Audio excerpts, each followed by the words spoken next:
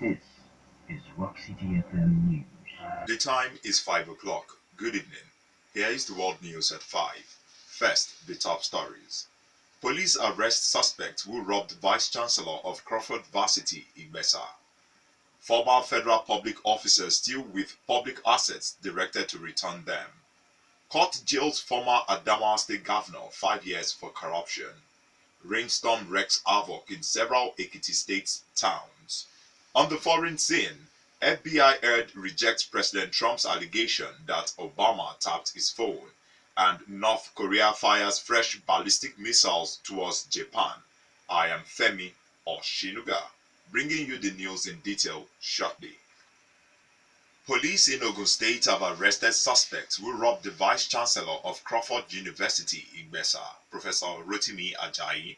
The Vice Chancellor was robbed by some armed robbers last Monday along Aton Igbesa Road of his Toyota Highlander Jeep, 5 phones, an iPad, and unspecified amount of money. The State Police Command spokesman, Abimbola Oyeyemi, gives the name of the arrested suspects as 27-year-old Adewale Razak, 38-year-old Kenneth Oyimai, Shegun Idike, who is 19, and 25-year-old Azan Musa. Oyeyemi explains that the police operatives working on intelligence raided the hideout of the armed robbers at the Nigeria's border town of Seme and engaged them in a gun duel which lasted for about an hour, leading to the arrest of 4 of them. During the operation, 4 of the suspected members of the robbery gang were arrested by the policemen, while one suspect identified as Joseph Alsos, who escaped with a bullet wound, was later arrested at Ajashe in Benin Republic, where he went for treatment. The list of items recovered from the gang are 4 pump-action guns, 1 locally made pistol, and 30 live cartridges, while the snatched Toyota Jeep of the Vice Chancellor had been sold off by the suspect in the Republic of Benin. Oyeyemi said the State Command is working in conjunction with security agencies in Benin Republic for possible recovery of the vehicle. Former President of the Christian Association of Nigeria (CAN), His Eminence Sunday Mbang, has described former President Olusegun Obasanjo as Nigeria's best president since independence. Mbang, who also is a former prelate of the Methodist Church Nigeria, says he owes no one an apology on his assessment of Obasanjo. The cleric stated this in Abeokuta at a Thanksgiving service held at the Chapel of Christ, the Glorious King at Olusegun Obasanjo Presidential Library to mark the 80th birthday of Obasanjo. The cleric recalls that Obasanjo, while in office, always consulted God before taking decision on any policy or program.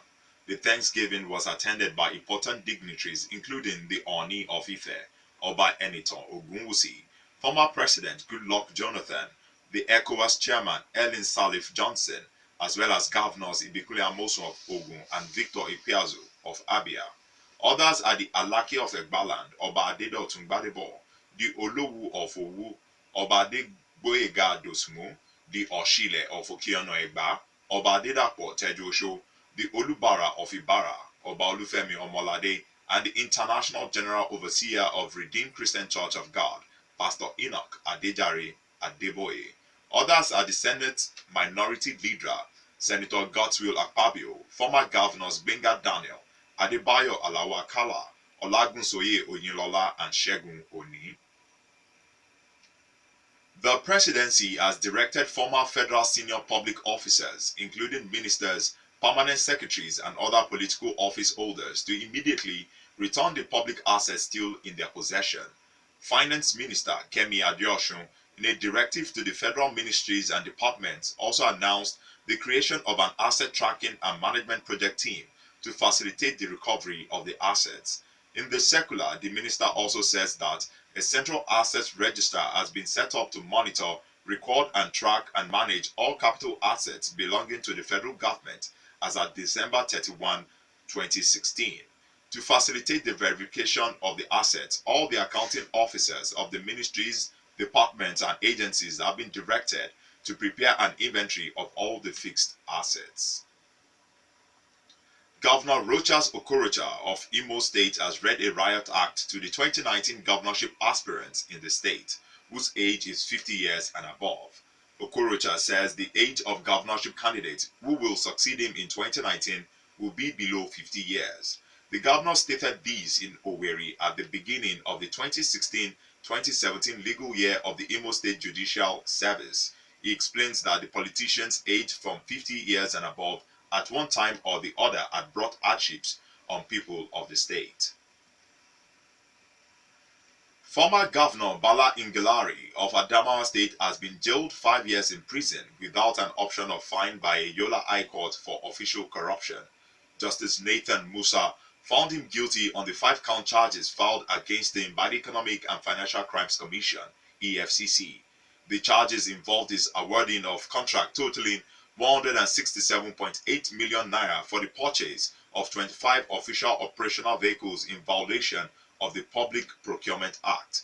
2 others charged along with him, former Finance Commissioner Sanda Lamode and former Secretary to the State Government Ibrahim Bolye, were discharged. The former governor says he accepts the judgment in good faith but will challenge it at the appeal court. Residents of many towns in Ekiti State are yet to recover from the devastating effects of rainstorm which hit the state over the weekend. Mostly affected by the devastating rainstorm are Ado-Ekiti, the state capital, as well as Ifaki, Idosi, Ora, and Orin local government areas. Following the rainstorm during the Friday night heavy rainfall, many towns are now in darkness and hundreds of people are homeless. The rainstorm damaged cars of homes, blowing off their roofs and sweeping away public electric poles, trees, and billboards.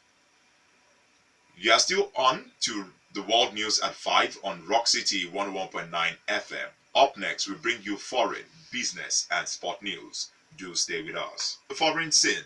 FBI Director James Comey has rejected President Donald Trump's claim that his predecessor Barack Obama ordered a wiretap on his phone before he was elected U.S. President. Mr. Comey reportedly asked the U.S. Justice Department to publicly reject Saturday's allegation, according to the New York Times and NBC, because the allegation falsely insinuated that the FBI broke the law. Meanwhile, the White House has called on Congress to investigate whether the Obama administration had abused its powers. Both Congress and the FBI are currently investigating contacts between the Trump election campaign and Russian officials after U.S. intelligence agencies assessed that Russia had interfered with the election to help Mr. Trump win against his Democratic opponent, Hillary Clinton.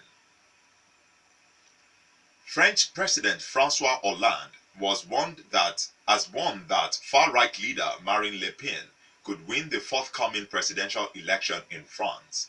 The French president is vowing to do everything in his power to stop it from happening. France, according to him, is aware that the vote on April 23rd and May 7th will determine not only the fate of our country but also the future of the European project itself. Le Pen has vowed to ditch the euro as France's currency if elected and hold a referendum on the country's membership of the European Union. Polls suggest that Le Pen, leader of the National Front FN, is likely to win the first round of France's election on April 23rd. North Korea has launched 4 ballistic missiles towards the Sea of Japan. 3 of them fell into Japan's exclusive economic zone after flying some 1,000 kilometers in what Japanese Prime Minister Shinzo Abe called a new stage of threat.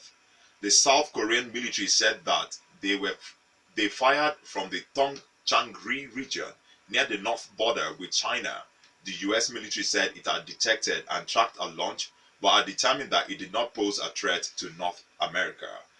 Monday's launch were just the latest in a long series of tests of North Korea's missile technology, which experts say is likely to be improving with successive tests. Last month, North Korea said it had successfully test-fired a new kind of ballistic missile in a launch supervised by leader Kim Jong-un. In business, Central Bank of Nigeria (CBN) has directed banks to immediately open teller counter in their branches for the sale of foreign exchange to meet the demand for overseas school bills, medical bills, and personal traveling allowances.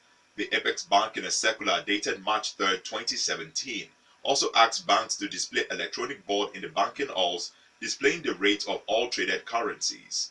The bank are also directed to meet the foreign exchange demands of personal traveling allowance customers within 24 hours of applying. Those for medical bills and school fees must be met within 48 hours, CBN added. CBN Director of Finance and Market, Dr. Alvan Ikoku, who signed the circular, warns banks that sanctions await any of them who flout the directive, include being banned from foreign exchange markets. Finally, sport news. Kelechi Iheanacho has insisted that he has a good relationship with Pep Guardiola amid reports that he might have fallen out with the Manchester City manager over his lack of game time since the start of 2017. The Nigeria international was inactive for 7 consecutive matches before playing the last 11 minutes of City's 5-1 rout of Huddersfield Town on the first day of this month. Iheanacho netted his 7th goal of the season from 21 appearances against Huddersfield Town. Former Nigeria coach Sunday Oliseh says he's relishing his role as head coach of Dutch club Fortuna Sittard after a successful start at the second-tier side.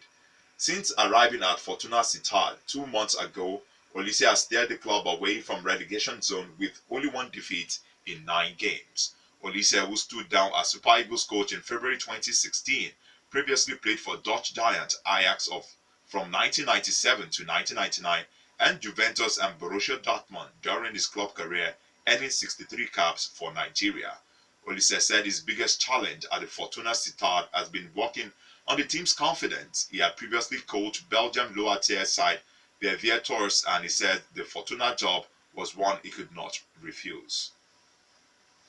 That was the world news at 5, and just before we go, the major stories once again.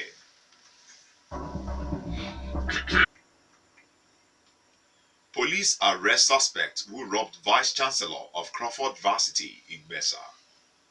Former federal public officers still with public assets directed to return them. Court jails former Adamawa State Governor 5 years for corruption. Rainstorm wreaks havoc in several Ekiti State towns.